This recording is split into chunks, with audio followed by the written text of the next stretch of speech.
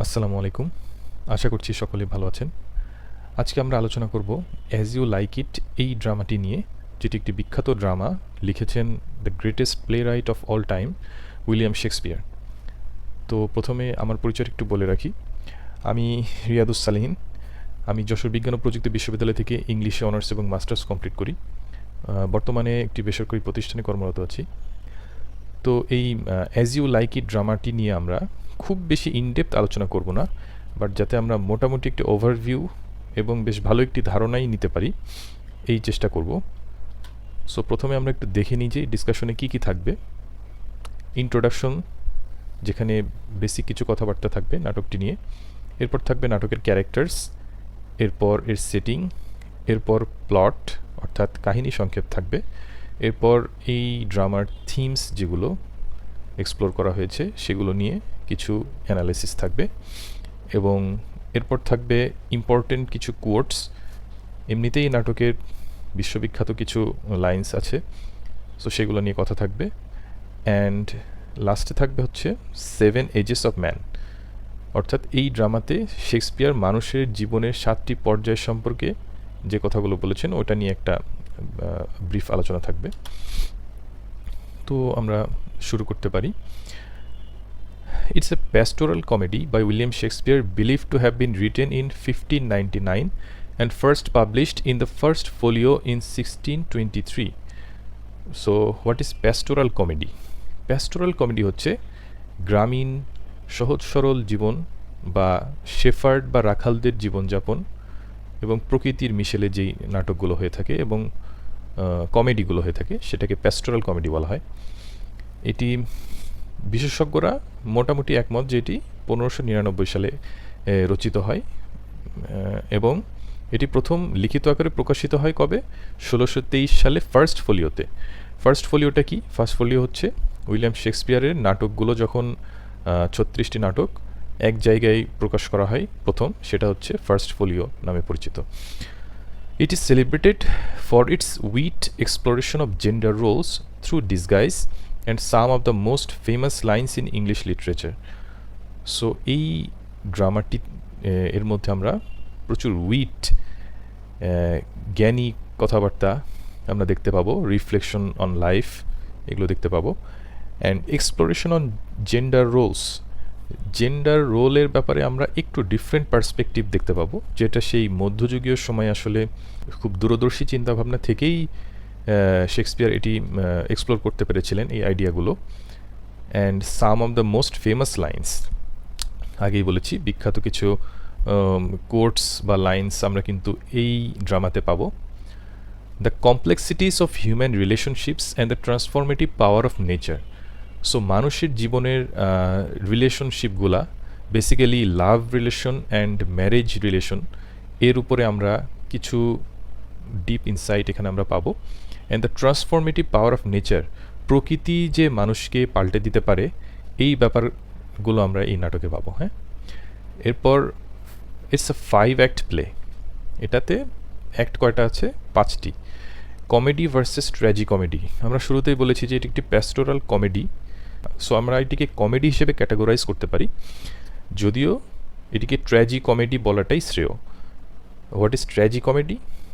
So tragedy plus comedy, অর্থাৎ মানুষের জীবনে সুখ এবং দুঃখ কিন্তু পাশাপাশি আসে, একদম শুধু সুখ বা দুঃখ আলাদাভাবে আসে এমন না। সো শেক্সপিয়ার যেটা করলেন যে স্ট্রিক্ট যে রুলস, কমেডিই হতে হবে বা ট্র্যাজেডিই হতে হবে, এই রুলসটা ব্রেক করে তিনি এমন একটি ড্রামা লিখলেন যেটি ট্র্যাজেডি এবং কমেডির মিশেল। হ্যাঁ, সো এটাকে আসলে ট্র্যাজি কমেডি বলাই যায়। এরপরে আমরা নেচার ভার্সেস কোর্ট লাইফ, অর্থাৎ প্রকৃতির মাঝে মানুষের জীবন এবং রাজা বাদশার জাঁকজমকপূর্ণ জীবন, এর মধ্যে একটা পার্থক্য কিন্তু আমরা এই নাটকে দেখতে পাবো। হ্যাঁ, সো আমরা যদি একটু ক্যারেক্টারগুলোর দিকে তাকাই, প্রথমে দেখতে পাবো ডিউক সিনিয়র, যিনি নির্বাসিত ডিউক। তাকে নির্বাসন দিয়েছে কে? তার নিজের আপন ভাই ডিউক ফ্রেডেরিক, যিনি ইউসার্পিং ডিউক, অর্থাৎ তিনি ক্ষমতা দখল করেছেন। এরপর আমরা দেখব রোজালিন্ড, যিনি ডিউক সিনিয়রের মেয়ে, যিনি পরবর্তীতে গ্যানিমেড নামে একটি ছেলের ছদ্মবেশ ধারণ করবেন। এরপরে আমরা পাবো অরল্যান্ডো, যিনি এই গল্পের বা এই ড্রামার হিরো। তিনি হচ্ছে স্যার রোনাল্ড ডি বয়েজ নামে একজন সম্ভ্রান্ত ল্যান্ড ওনার ছিল, তার ছেলে। এরপর আমরা পাবো সিলিয়া। সিলিয়া হচ্ছে ডিউক ফ্রেডেরিকের মেয়ে, অর্থাৎ রোজালিন্ড এবং সিলিয়া তারা কিন্তু কাজিন। এই সিলিয়া কিন্তু পরবর্তীতে এলিয়ানা নামে একটি শেফার্ডেস এই সাজ সে গ্রহণ করবে। এরপরে আছে জ্যাক্স নামে একজন। এই জ্যাক্স হচ্ছে ডিউক সিনিয়রের ফরেস্ট অফ আর্ডেনে যখন তিনি নির্বাসিত, ওইখানে যেই সহচররা আছে তার মধ্যে জ্যাক্স একজন। এবং এই জ্যাক্স হচ্ছে খুবই একটা ফিলোসফিক্যাল একটা ক্যারেক্টার। ইনি কিন্তু জীবন নিয়ে প্রচুর কথাবার্তা ইনি সবসময় বলবেন। এরপরে আমরা পাবো টাচস্টোন, যিনি হচ্ছে জেস্টার বা ভাড়, কোর্টে যে ভাড়া থাকে সেরকম একজন টাচস্টোন। এরপর পাবো Oliver, who is the eldest son of sir Ronald de boys. আগেই বলেছি অরল্যান্ডোর সময়, অরল্যান্ডো এবং অলিভার কিন্তু দুই ভাই, অরল্যান্ডো ছোট এবং অলিভার বড়। এরপর পাবো সিলভিয়াস এবং ফিবি, এরা খুব গ্রামীণ শেফার্ড এবং শেফার্ডেস, এরা বনের মধ্যে থাকবে। এরপর Adam, a servant of late Sir Ronald de Boys. So Sir Ronald de বয়েজের একজন খুবই বিশ্বস্ত একজন সার্ভেন্ট অ্যাডাম, একে আমরা দেখতে পাবো। অড্রি হচ্ছে একটা কান্ট্রি গার্ল, টাচস্টোন কিন্তু এই অড্রির প্রেমে পড়বে। এরপর আমরা দেখব Hymen, the god of marriage, একেও কিন্তু এই নাটকে রাখা হয়েছে। এরপর Charles, who is a wrestler at Duke Frederick's court. Duke Frederick কোর্টের একজন প্রফেশনাল রেসলার হচ্ছে চার্লস। সো এরা হচ্ছে মেইন ক্যারেক্টার্স, এছাড়াও আরও কিছু ক্যারেক্টার আছে, ওটা অতটা ইম্পর্টেন্ট না। এরপরে আমরা দেখব সেটিং, এই নাটকের সেটিংটা কোথায় কোথায়। সো এটার মেইন দুইটা সেটিং আছে, যেই দুইটা সেটিং আবার কিন্তু খুবই কন্ট্রাস্টিভ, অর্থাৎ খুবই বিপরীতমুখী। তো একটি হচ্ছে court of Duke Frederick, Duke ফ্রেডেরিকের কোর্ট, যেটি আর কি ফ্রান্সে অবস্থিত। এবং এখানে আমরা দেখতে পাবো পলিটিক্যাল পাওয়ার, ইনজাস্টিস এবং কনফ্লিক্ট, হ্যাঁ, এবং করাপশন অ্যান্ড কন্ট্রোল, রাজনৈতিক প্রতিহিংসা এবং দুর্নীতি, একে অপরকে কন্ট্রোল করার চেষ্টা, এরকম আমরা দেখতে পাবো। ঠিক তার বিপরীতটা দেখতে পাবো কোথায়, ফরেস্ট অফ আর্ডেন, যেটি এই নাটকের আরেকটি সেটিং। ফরেস্ট অফ আর্ডেনটা কেমন, খুবই natural world, pastoral and natural world, এবং যেখানে space of freedom and escape, অর্থাৎ এখানে মানুষ স্বাধীন এবং মুক্তভাবে চলাফেরা করতে পারে। Characters transform and discover identity, এবং এই যে নেচারের মধ্যে যখন মানুষ আসে তখন তার কি হয়, তার মানসিক একটা পরিবর্তন আসে এবং নিজের যে ট্রু সেলফ এটাকে কিন্তু সে ডিসকভার করে, তার নিজের পরিচয়টা সে পায় এই প্রকৃতির মধ্যে। সো আমরা দেখলাম সেটিং হচ্ছে কোর্ট অফ ডিউক ফ্রেডেরিক ফ্রান্সে অ্যান্ড ফরেস্ট অফ আর্ডেন, দুইটা কিন্তু খুবই বিপরীতমুখী। তো এরপরে আমরা কাহিনীটা একটু সংক্ষেপে জানি। সো আমরা ফার্স্ট অ্যাক্টে যেটা দেখব, কনফ্লিক্ট অ্যাট কোর্ট, কোর্টের মধ্যে কোর্ট হচ্ছে ডিউক ফ্রেডেরিকের কোর্ট, এখানে আমরা প্রচুর দ্বন্দ্ব দেখতে পাবো। সো প্রথমে ডিউক ফ্রেডেরিকের এলাকায় কিন্তু স্যার রোনাল্ড ডি বয়েজের জমি জমা আছে, সেখানে রোনাল্ড ডি বয়েজ মারা যাওয়ার পরে এই সম্পদ ভাগ হয়ে যাওয়ার কথা থাকলেও এটা মূলত দখল করে বড় ছেলে অলিভার, এবং অরল্যান্ডোকে বেশ বঞ্চিতই করা হয়। অরল্যান্ডো এটা নিয়ে বেশ অভিযোগ করে, নাটকের শুরুতেই আমরা দেখতে পাই। কার কাছে করে, অ্যাডাম, অর্থাৎ যে বিশ্বস্ত যে ভৃত্যটা থাকে স্যার রোনাল্ড ডি বয়েজের, তার কাছে। সে এখন বর্তমানে অরল্যান্ডোর কাছে আছে। সো তার কাছে সে অভিযোগ করে যে আমি ছোটোবেলা থেকে সেভাবে শিক্ষা দীক্ষা আমাকে দেওয়া হয় নাই, একটা জেন্টলম্যান হিসেবে আমাকে থাকতে দেওয়া হয় নাই, এর জন্য সে অলিভারকে কিন্তু দোষারোপ করে। এই মুহূর্তে অলিভার সেখানে উপস্থিত হয় এবং এই টাইপের কথাবার্তা যখন সে শুনতে পায় সে কিন্তু বেশ রেগে যায় এবং একটা ফাইট শুরু হয় দুজনের ভিতরে, অরল্যান্ডো এবং অলিভার। তো তখন অ্যাডাম সেটাকে আর কি থামায়। এরপরে তখন দেখা যায় অলিভারের একজন ভৃত্য এসে তাকে বলে যে চার্লস নামে একজন আপনার সাথে দেখা করতে এসছে। তখন অলিভার সেখান থেকে চলে যায়। তো এই চার্লস, যে আমরা আগেই বলেছি উনি হচ্ছে একজন প্রফেশনাল রেসলার। তো সে অলিভারকে বলে যে অরল্যান্ডো নামে তার যে ভাই আছে সে হচ্ছে চার্লসকে রেসলিংয়ে চ্যালেঞ্জ জানিয়েছে। তো এই চার্লস হচ্ছে গত 3টা মল্লযুদ্ধ বা রেসলিংয়ে আর কি সে জয়লাভ করেছে। সো সেক্ষেত্রে বলাই যায় যে সে অরল্যান্ডোর সাথেও হয়তো জিতবে এবং অরল্যান্ডো হয়তো মারাত্মকভাবে ইনজোর্ড হতে পারে। এই জন্য সে অলিভারকে বলে যে অরল্যান্ডোকে থামানোর জন্য।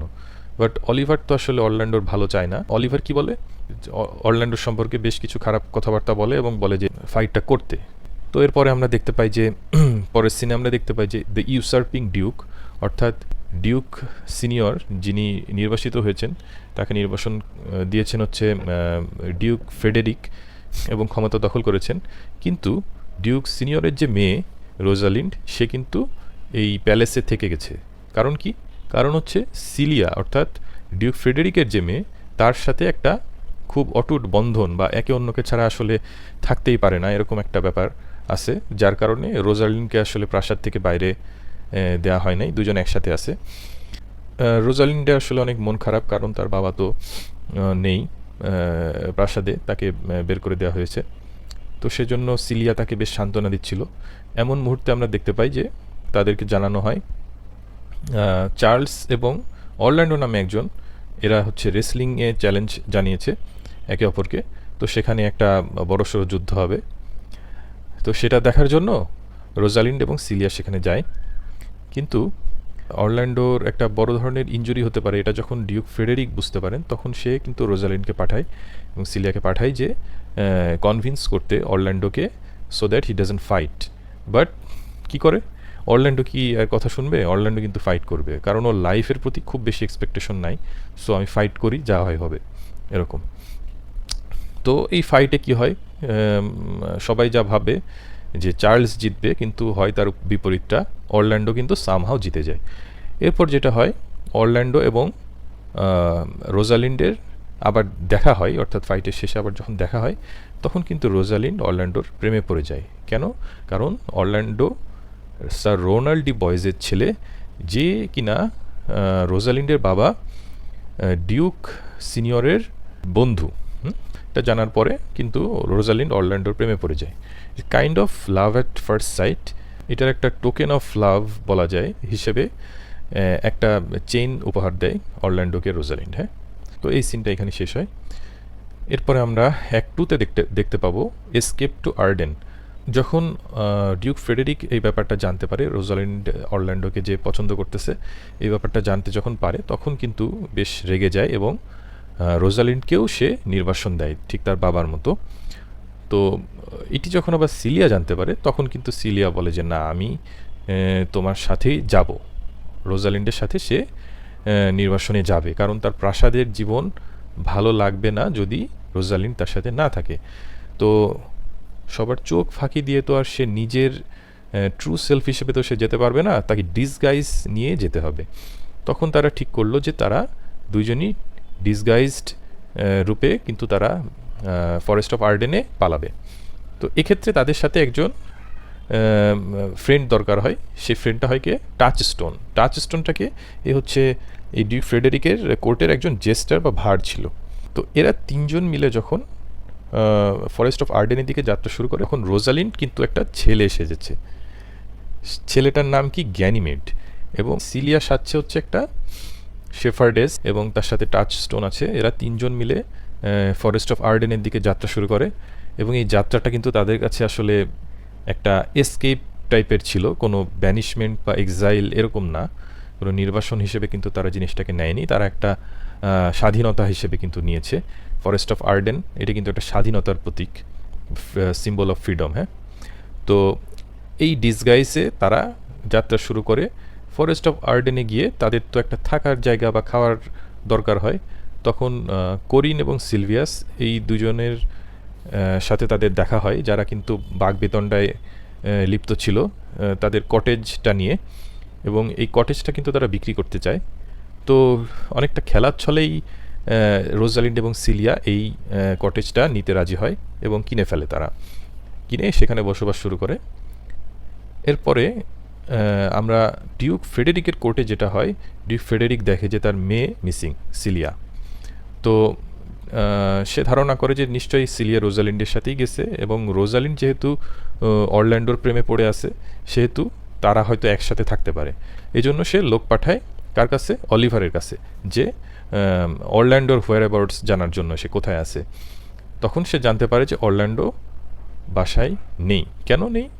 কারণ অরল্যান্ডো তার যে ভৃত্য বিশ্বস্ত অ্যাডাম, তার সাথে সে ফরেস্ট অফ আর্ডেনে দিকে চলে গেছে। কেন? কারণ অলিভার তাকে হত্যা করার ষড়যন্ত্র করছিল। এটি জানার পরে আসলে বাড়িতে থাকার কোনো মানেই হয় না, সেজন্য অ্যাডাম এবং অরল্যান্ডো দুজন মিলে ফরেস্ট অফ আর্ডেনের দিকে যাত্রা শুরু করে। ফরেস্ট অফ আর্ডেনে ভিতরে অ্যাডাম এবং অরল্যান্ডো অনেক হাঁটাহাঁটি করার পরে যখন ক্লান্ত হয়ে যায়, অ্যাডাম কিন্তু বেশ বয়স্ক হওয়ার কারণে ও আর খুব একটা আগাতে পারে না। তখন অরল্যান্ডো বলে যে তুমি এখানে থাকো, আমি একটু খাবারের ব্যবস্থা করতে পারি কিনা দেখি। এরকম বলার পরে সে কিন্তু চলে যায় ডিউক সহচরদের নিয়ে যেখানে থাকে সেই জায়গাটাতে সে চলে যায়। যাওয়ার পরে বেশ রুডভাবে সে তলোয়ার দেখিয়ে বলে যে আমাদেরকে খাবার দাও। হ্যাঁ, কিন্তু ডিউক ফ্রেডেরিক তো আসলে বেশ মহৎ মনের মানুষ, তাকে আসলে ভয় দেখানোর তেমন কোনো দরকার ছিল না। তিনি বেশ আদর করেই তাকে বরণ করেন, এবং যখন জানতে পারেন যে সে স্যার রোনাল্ডি বয়েজের ছেলে, অর্থাৎ তার প্রিয় বন্ধুর ছেলে, তখন তাকে নিজেদের সাথে থাকার জন্য আমন্ত্রণ করেন। এবং অ্যাডাম আর অরল্যান্ডো সেখানে কিন্তু বেশ ভালোভাবে খাওয়া দাওয়া করে এবং থাকে। এরপরে যেটা হয়, অ্যাক্ট 3-তে আমরা দেখতে পাবো যে অরল্যান্ডো যেহেতু রোজালিন্ডের প্রেমে হাবুডুবু খাচ্ছে, সেহেতু সে কিন্তু বিভিন্ন ছোট ছোট পোয়েট্রি বা ছোট ছোট কবিতা লিখে গাছের ডালে বা গাছের শাখায় শাখায় সে ঝুলিয়ে রেখেছে। হ্যাঁ, এগুলো সঙ্গত কারণেই আসলে রোজালিন্ডের চোখে পড়ে। তো রোজালিন্ড অর্থাৎ গ্যানিমেড আর কি, ওর সাথে ঘটনাচক্রে তখন অরল্যান্ডোর দেখা হয়ে যায়। তখন রোজালিন্ড চায় যে আমি একটু অরল্যান্ডোকে একটু বাজিয়ে দেখবো বা একটু পরীক্ষা করে দেখবো যে ওর লাভটা কি আসলে ট্রু কিনা। সে আসলে বেশ প্র্যাকটিক্যাল মন মানসিকতার মানুষ Rosalind, but on the other hand Orlando কিন্তু বেশ রোম্যান্টিক এবং আইডিয়ালাইজড লাভ যেটাকে বলা হয়, সে একটু ওই টাইপের মানুষ। সো এটাকে একটু টেস্ট করতে চায় রোজালিন্ড, এবং একটু তাকে রিয়েল লাইফের লাভটা কেমন সেটা সম্পর্কে একটু জানাতে চায়। সো রোজালিন্ড কিন্তু অরল্যান্ডোর লাভটা কি ট্রু কিনা এটা একটু টেস্ট করার জন্য সে অরল্যান্ডোকে বলে যে তুমি যে পাগলামির মধ্যে আছো, লাভ সিকনেস, এইটার আমি একটা কিওর আমি তোমাকে দিতে পারি। তো অরল্যান্ডো জিজ্ঞাসা করে কি কিওর? সেটা হচ্ছে গ্যানিমেড বলে যে তুমি মনে করবা আমি রোজালিন্ড, এবং you will come to me wing, and I will teach you how to get rid of it. হ্যাঁ, সো এরপরে আমরা কিছু সাবপ্লট দেখতে পাই। দুইটি সাবপ্লট আছে, একটা হচ্ছে ফোবি এবং সিলভিয়াসকে নিয়ে, এবং আরেকটি টাচস্টোন এবং অড্রিকে নিয়ে। সো টাচস্টোন বনের মধ্যে একটা কান্ট্রি গার্ল থেকে, অড্রি এর প্রেমে পড়ে যায়, এদের নিয়ে কিছু কাহিনী আছে। এরপর আমরা পাবো ফোবি এবং সিলভিয়াস, এরা দুজন হচ্ছে শেফার্ড এবং শেফার্ডেস। এই সিলভিয়াস কিন্তু ফিবির কাছে তার প্রেম নিবেদন করে, কিন্তু ফিবি তাকে রিজেক্ট করে। ঠিক এরকম সময়ে রোজালিন্ড, যে কিনা গ্যানিমেড অর্থাৎ একজন ছেলে সেজে আছে, সেই ছেলের সাথে ফিবি এবং সিলভিয়াস দুজনেই দেখা হয়। গ্যানিমেড বা রোজালিন্ড সে আর কি ফিবিকে বলে যে why are you rejecting Silvius, he is a good man, you can marry him. But Phebe যেটা হয়, একটা উল্টা প্রতিক্রিয়া হয়, সে কিন্তু গ্যানিমেডকে দেখে তার প্রেমে পড়ে যায়। সো এখানে একটা ত্রিমুখী প্রেম আমরা দেখতে পাবো।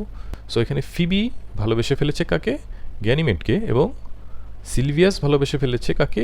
ফিবিকে। তো এরপরে আমরা দেখতে পাই অরল্যান্ডো তার কথা অনুযায়ী রোজালিন্ডের কটেজে যায়, যে সে রোজালিন্ড কিন্তু তাকে নানাভাবে টেস্ট করতে থাকে তার লাভ ট্রু কিনা, এবং প্র্যাকটিক্যাল লাভ সম্পর্কে তাকে বিভিন্ন ধারণা দেয়। তো এরপর অরল্যান্ডো সেখান থেকে চলে যায়, পরে আবার আসবে এরকম একটা প্রমিস থাকে। ইন দ্য মিন টাইম যেটা হয়, ডিউক ফ্রেডেরিক কিন্তু অলিভারকে থ্রেট দিয়ে রাখছে যে তুমি যদি অরল্যান্ডোকে খুঁজে দিতে না পারো তাহলে কিন্তু তোমার সম্পদ সব বাজেয়াপ্ত করে দিব। সো অলিভারকে অগত্যা অরল্যান্ডোকে খোঁজার জন্য বের হতে হয়।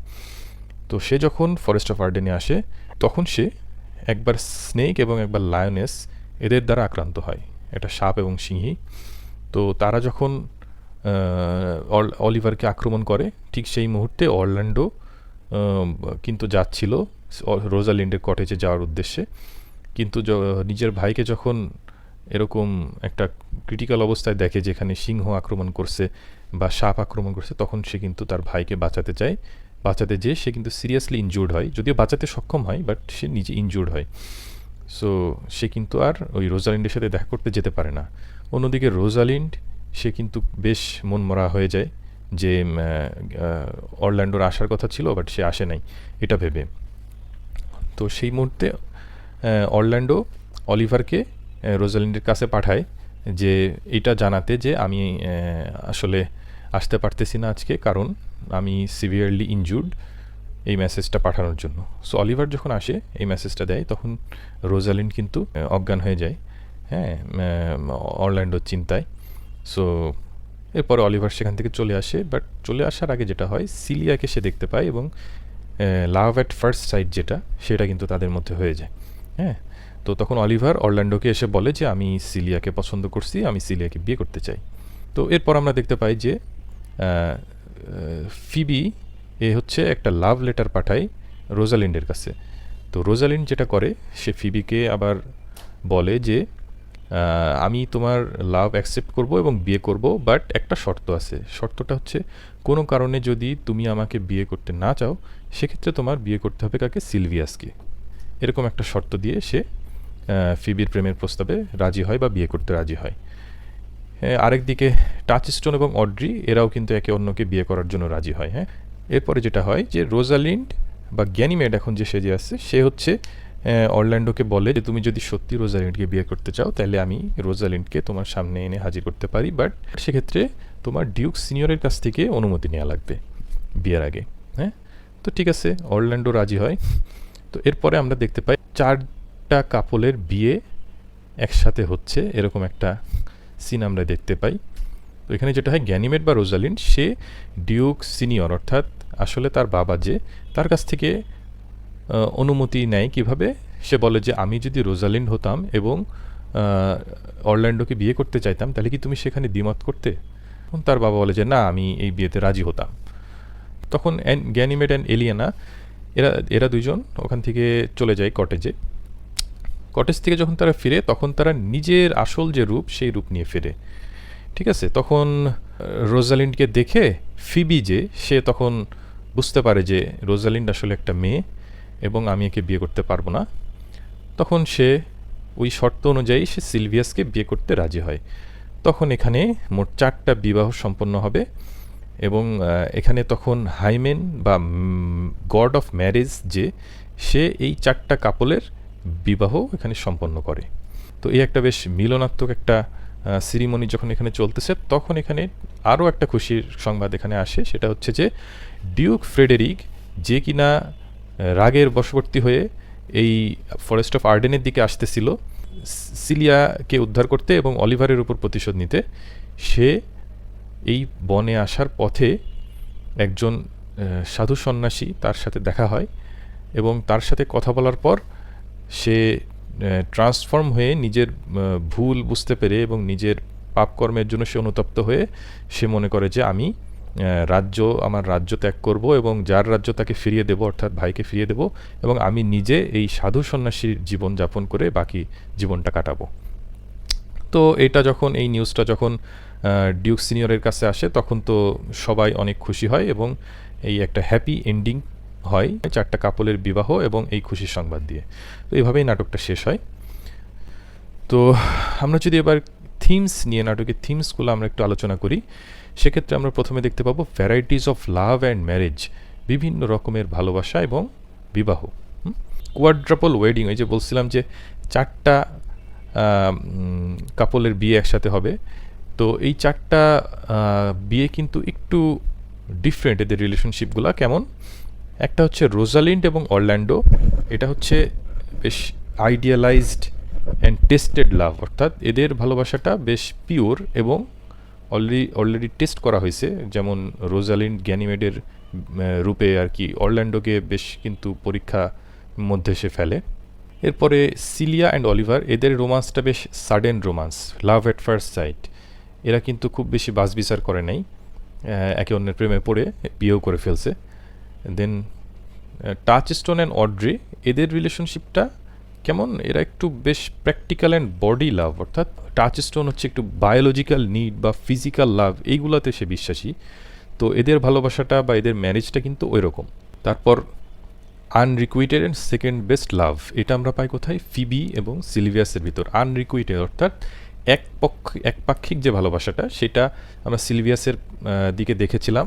এবং সেকেন্ড বেস্ট লাভ অর্থাৎ গ্যানিমেডকে যখন ফিবি বিয়ে করতে পারলো না, তখন দ্বিতীয় যে অপশন ছিল সিলভিয়াস, তাকে বিয়ে করে।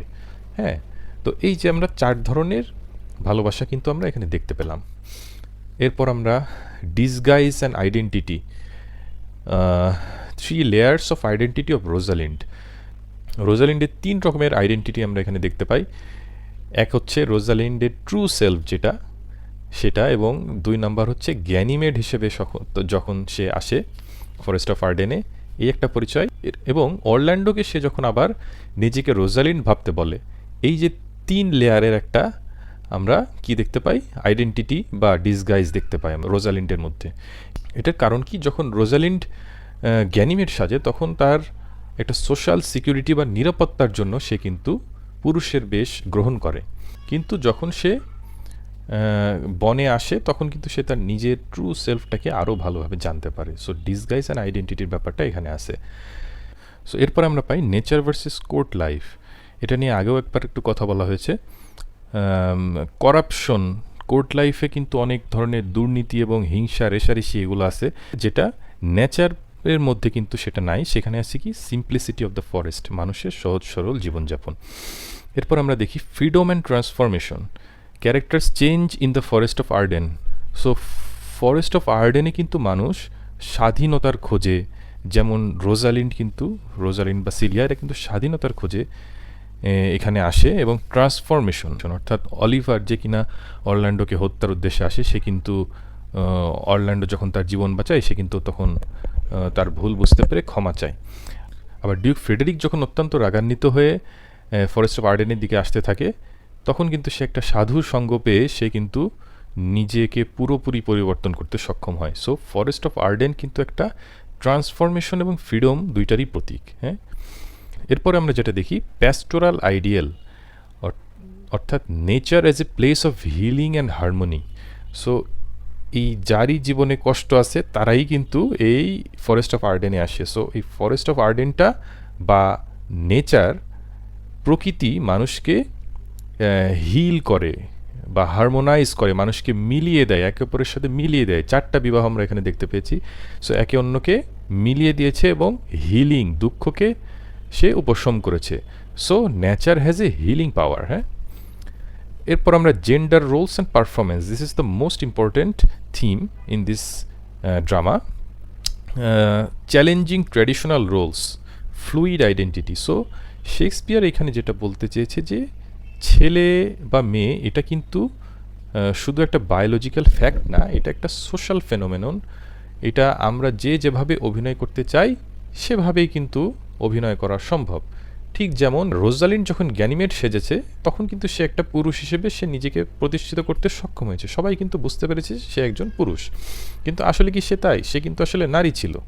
হ্যাঁ, কিন্তু যেভাবে আসলে পারফর্ম বা অভিনয় করতে চায়, সমাজ কিন্তু তাকে সেভাবেই দেখতে পারে। অর্থাৎ মানুষের বায়োলজিক্যাল আইডেন্টিটি যেটা, এটা কিন্তু বেশ ফ্লুইড, অর্থাৎ আমি যেভাবে পারফর্ম করতে চাই, ছেলে হিসেবে পারফর্ম করতে গেলে ছেলে, মেয়ে হিসেবে পারফর্ম করতে গেলে মেয়ে। হ্যাঁ, এই যে ব্যাপারগুলো কিন্তু এখানে বলা হয়েছে। এবং ছেলেরা যে তৎকালীন সমাজে প্রিভিলেজড ছিল, তাদের যে নিরাপত্তা, সামাজিক নিরাপত্তা ছিল, কিন্তু মেয়েদের ছিল না, এই জিনিসগুলো কিন্তু শেক্সপিয়ার এই নাটকের মাধ্যমে দেখাতে চেয়েছেন। হ্যাঁ, এরপর আমরা important quotes, all the world's a stage and all the men and women merely players, এটা কিন্তু খুবই বিখ্যাত একটি উক্তি। They have their exits and entrances and one man in his time plays many parts, his acts being 7 ages। এই যে এখানে 7 ages-এর কথা আমরা পেয়েছি, যেটা নিয়ে আমরা পরে আলোচনা করব। So all the world stage, পুরো ওয়ার্ল্ডই একটি রঙ্গমঞ্চ, যেখানে main and women have merely players, এরা জাস্ট একটা অভিনেতা, এরা আর কিছুই না। মানুষ পৃথিবীতে আসে, অভিনয় করে, দেন চলে যায়। They have the exits and entrances, তারা এন্ট্রেন্স আছে এবং এক্সিটও আছে। And one man in his time plays many parts. মানুষ যখন পৃথিবীতে থাকে ওই টাইমে কিন্তু সে অনেকগুলা রোল তাকে প্লে করতে হয়, ছোটোবেলা থেকে যখন বড় হয়, এরপরে সে বৃদ্ধ হয়, মারা যায়। কয়টা স্টেজ? 7 এজেস কিন্তু তাকে পার করতে হয়। এটা সম্পর্কে পরে আলোচনা করব। অ্যান্ড এরপরে আমরা যেটা দেখি, sweet at the uses of adversity, এটা হচ্ছে আর একটা বিখ্যাত কোট। অ্যাডভার্সিটি মানে কি? প্রতিকূলতা।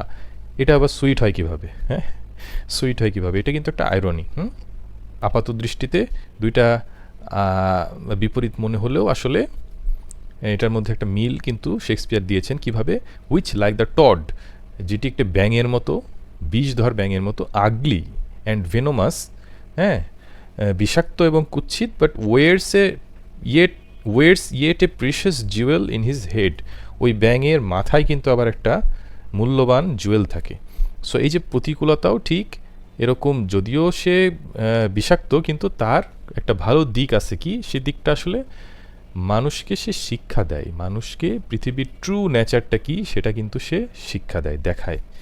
And this our life exempt from public haunt find tongues in trees. আমরা এই পাবলিক হন্ট, কোলাহলের থেকে যখন আমরা এই নর্মাল লাইফে, প্যাস্টোরাল লাইফে আসছি, তখন আমরা ট্রিজ হ্যাজ টাংস, তখন আমরা দেখতে পাইছি গাছেরও যেন কথা বলার শক্তি আছে। Books in the running Brooks, ছোটো ছোটো নদী, এখানে কিন্তু বইয়ের মতো যেন এই নদীগুলো। হ্যাঁ, sermons in stones and good in everything, সব কিছুর মধ্যে আমরা ভালো তখন দেখতে পাই। এই জন্য বলছে যে sweet at the uses of adversity. আর এই কোটগুলো কে বলছে, কোন কোটেশনটা কার, এটা কিন্তু একটু মনে রাখা উচিত। যেমন এটা বলছে হচ্ছে ডিউক সিনিয়র, আগের অল দ্য ওয়ার্ল্ডস স্টেজ, এটা কিন্তু বলছে জ্যাক্স। হ্যাঁ, এরপরে আছে love is merely a madness and I tell you deserves as well a dark house. Rosalind যখন গ্যানিমেড সেজে আসে, সে তখন অরল্যান্ডোকে এটা বলে যে লাভ কিন্তু একটা ম্যাডনেসের মতো। হ্যাঁ, এবং ওই সময় ম্যাডম্যান যারা ছিল, পাগলদের কিন্তু তখন একটা ঘরে বন্দি করে রাখা হতো, একটা শাস্তি টাইপের একটা ব্যাপার, বন্দি করে রাখা হতো। হ্যাঁ, তো রোজালিন্ড বলতেছে যে love is merely a madness and I tell you deserves as well dark house and a whip as madman do. পাগলদের যেখানে রাখা হয়, এই লাভ ব্লাইন্ড যারা, পাগল যারা, এদেরকেও সেখানে রাখা উচিত। And the reason why they are not so punished and cured is that lunacy is so ordinary that the whippers are in love too. অর্থাৎ এই ম্যাডম্যানদেরকে কিন্তু নর্মাল পাগলদের সাথে রাখা হয় না, কারণ যারা রাখবে এরা নিজেরাও ভালোবাসায় পড়ে আছে, দে আর ইন লাভ টু। হ্যাঁ, তো এই কথাগুলো আসলে কেন বলছে রোজালিন? বলার কারণ হচ্ছে যে সে একটা প্র্যাকটিক্যাল লাভ সম্পর্কে অরল্যান্ডোকে ধারণা দিতে চায়। হ্যাঁ, এরপরে আছে men have died from time to time and worms have eaten them but not for love. So Rosalyn যখন গ্যানিমেড সেজে আছে, সে কিন্তু অরল্যান্ডোকে এই কথাটা বলছে যে মানুষ মরে, পোকায় তাদেরকে খায়, কিন্তু মানুষ বা ছেলেরা আর কি, ছেলেরা কিন্তু আসলে ভালোবাসার জন্য মরে না। এটা আর কি রোজালিন গ্যানিমেডকে বলছে যে ছেলেরা কিন্তু ভালোবাসার জন্য আসলে যতটা পাগল দেখায় অতটা পাগল না। হ্যাঁ, অ্যাটলিস্ট মারা যায় না আর কি, এটা বলতে চাইছে। এরপর কি আছে, men are April when they woo. হ্যাঁ, এপ্রিল হচ্ছে বসন্তকাল। তো ছেলেরা যখন কোর্টশিপ যখন করে, তখন কিন্তু তারা বসন্ত, তাদের মনের মধ্যে অনেক romance. But December when they wed, but বিয়ের পরে কি হয়, তারা ডিসেম্বরের মতো, অর্থাৎ শীতকালের মতো একটা হার্শ বা একটা কোল্ড মন মানসিকতার কিন্তু অধিকারী হয়ে যায় তখন তারা। আবার same goes for the girls, maids are May when they are maids but the sky changes when they are wives. অর্থাৎ মে মাস এটা হচ্ছে স্প্রিং। তো এই মেয়েরা যখন মেইড থাকে, কুমারী থাকে, তখন কিন্তু তারা অনেক রোমান্টিক থাকে, বাট যখন ওয়াইভস হয় তখন তারা বেশ চেঞ্জ হয়ে যায়, তখন তাদের মনে আর অত রোমান্টিকতা থাকে না, প্র্যাকটিক্যাল বাস্তব জীবন সম্পর্কে তখন তারা অনেক সচেতন হয়ে যায়। হ্যাঁ, আচ্ছা, সো এরপরে আছে do you not know I am a woman when I think I must speak. So এখানে একটা ফেমিনিজমের একটা ব্যাপার আমরা এখানে দেখতে পাই। রোজালিন্ড বলছে একটা ওম্যান হিসেবে কিন্তু আমাকে কথা বলতে হবে। হ্যাঁ, এরপরে now go we in content to liberty and not to banishment, এটা সিলিয়া বলছে। তো এই ব্যাপারটা আমরা আগে আলোচনা করছি যে যখন ফরেস্ট অফ আর্ডেনে সিলিয়া এবং রোজালিন যাচ্ছিল, তারা কিন্তু একটা মুক্তির স্বাদ নিতে যাচ্ছিল। যদিও তাদেরকে এক্সাইল বা ব্যানিশমেন্ট দেওয়া হয়েছে, নির্বাসন দেওয়া হয়েছে, তারা কিন্তু ওইটা মনে করে যায় নাই। তারা গেছে কি মনে করে? স্বাধীনতা মনে করে। ওকে, এরপর একটা খুব বিখ্যাত line, the fool do think he is wise but the wise man knows himself to be a fool. এটা টাচস্টোন বলছে কথাটা, জেস্টার যে সে বলছে যে যারা বোকা তারা কিন্তু নিজেদেরকে অনেক জ্ঞানী মনে করে, হ্যাঁ, কিন্তু যারা জ্ঞানী এরা নিজেদেরকে বোকা হিসেবে জানে। অর্থাৎ এই যে জ্ঞানী লোক, এরা কিন্তু আমার নিজের শর্টকামিংসটা সে জানে যে আমার লিমিটেশন আছে, আমি অনেক কিছু জানি না, আমি খুব বড় জ্ঞানী না মনে করে যারা, তারাই আসলে প্রকৃত জ্ঞানী। কিন্তু যারা ওভার কনফিডেন্ট যে আমি অনেক বা কিছু জানি, তারা কিন্তু আসলে ফুল, হ্যাঁ, বোকা। ওকে, এবার 7 এজেস অফ ম্যান, এই যে all the world is a stage, ওই লাইনের মধ্যে শেষের দিকে যে বলা হয়েছিল মানুষের 7টা স্টেজের কথা, সেটা তো 7ভাবে মানুষকে কিন্তু পারফর্ম করতে হয় ছোটোবেলা থেকে মৃত্যু পর্যন্ত। সো প্রথমে কি, তাকে ইনফ্যান্ট, একটা ছোটো বাচ্চা হিসেবে পারফর্ম করতে হয়, তখন সে পুরোপুরি অন্যের উপর ডিপেন্ডেন্ট থাকে। এরপরে কি, স্কুল বয়, স্কুলে তাকে যেতে হয়, জোর করে দেখা যাচ্ছে নিয়ে যাওয়া লাগে, তাকে স্কুলে যেতে ইচ্ছা করে না, সো ওইটা তাকে পারফর্ম করতে হয়, স্কুলে যেতে হয়। এরপরে দ্য লাভার, এরপরে দেখা যায় যে মানুষ প্রেমে পড়ে একটা পর্যায়ে এসে, হ্যাঁ, তখন তাকে লাভার হিসেবে রোল প্লে করতে হয়। এরপরে সে সোলজার, অনেক সময় যুদ্ধে যেতে হতো, ওই সময় যুদ্ধের সময় সোলজারের রোল প্লে করতে হতো মানুষকে। এরপরে দ্য জাস্টিস হচ্ছে কি, মানুষ অনেক কিছু অলরেডি দেখে ফেলছে জীবনে, যার কারণে সে ভালো এবং মন্দের সঠিকভাবে পার্থক্য করতে শিখছে। এটা কিন্তু মিডল এজ হয়ে গেছে মানুষ, হ্যাঁ, মিডল এজে দ্য জাস্টিস হিসেবে সে পারফর্ম করে। এরপরে দ্য পেন্টালুন, অর্থাৎ মানুষের তখন বৃদ্ধ পর্যায়ে যখন চলে আসে, বেশ তার পা এবং শরীরটা বেশ শীর্ণ হয়ে যায়, তখন কিন্তু মানুষ একদম জ্ঞানী একটা পর্যায়ে চলে আসে, বাট ডিপেন্ডেন্সি কিন্তু তখন অনেকটা বেড়ে গেছে মানুষের, হ্যাঁ। অ্যান্ড লাস্টলি আমরা যেটা রোল প্লে করি সেটা হচ্ছে সেকেন্ড চাইল্ডিশনেস, অর্থাৎ মানুষ যখন একদম বৃদ্ধ হয়ে যায় তখন কিন্তু সে আবার অন্যের উপর ডিপেন্ডেন্ট হয়ে যায়, হ্যাঁ। এরপরে হয়তো একসময় মারা যায় মানুষ। সো এই যে 7টা স্টেজ মানুষের, এটা নিয়ে কিন্তু শেক্সপিয়ার এই নাটকের একটা জায়গায় কথা বলছেন আর কি। খুব ইন্টারেস্টিং একটা ব্যাপার। So thank you for watching. যদি কোনো কোশ্চেন থাকে তাহলে কিন্তু আপনার কমেন্টে জানাতে পারেন। তো এই ছিল আজকের মতো, ধন্যবাদ সবাইকে।